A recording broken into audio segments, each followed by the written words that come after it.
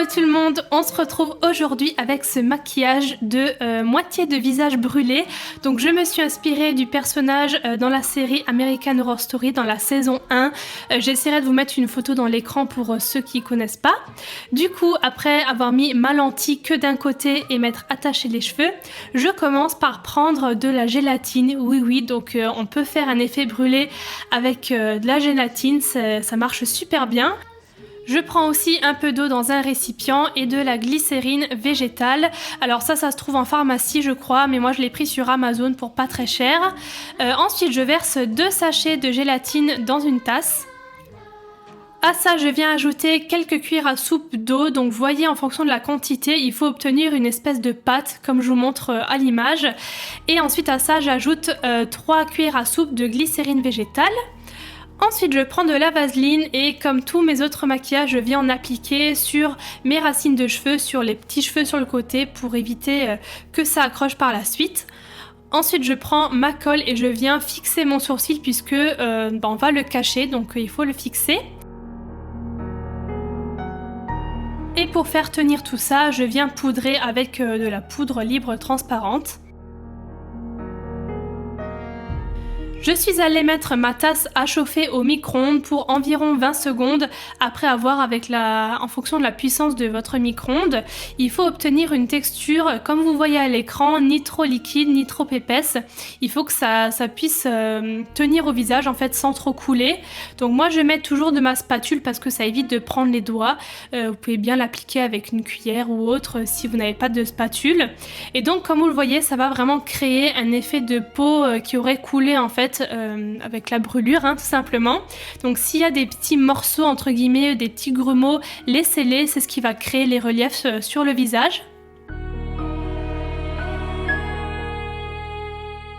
Donc comme vous le voyez, je me suis arrêtée à la moitié du visage puisque je voulais vraiment imiter le maquillage du personnage, mais rien ne vous empêche de faire cet effet partout, de toute façon c'est exactement la même chose.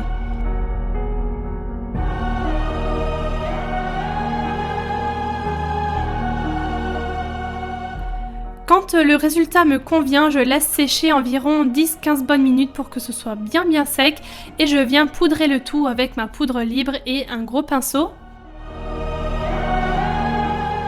Ensuite je prends un fond de teint et je viens balayer un peu partout, tout simplement pour unifier le tout, pour que ma peau, ma vraie peau on va dire, se confonde avec l'effet brûlé.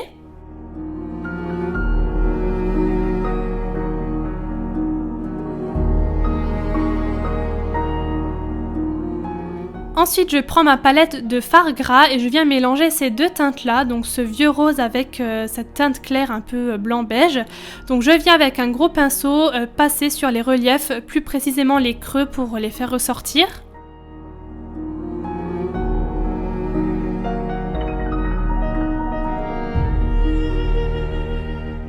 Pensez aussi à rougir entre guillemets l'autre côté, même s'il n'est pas brûlé, la peau est quand même rouge.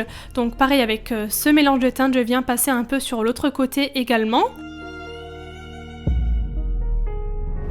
Et je prends ensuite la teinte la plus claire, donc cette espèce de beige blanc. Et celle-ci, je vais uniquement la placer sur le haut des volumes, des reliefs. Donc je pense que ça se voit carrément bien à l'image. Ça fait vraiment ressortir le côté brûlure.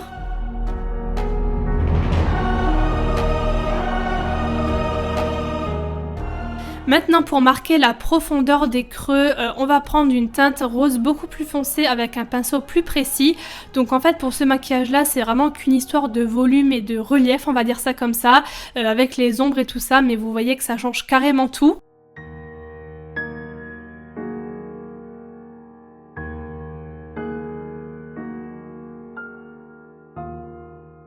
Avec une éponge, je viens tapoter partout pour diffuser un peu la matière et estomper, on va dire, un tout petit peu le tout.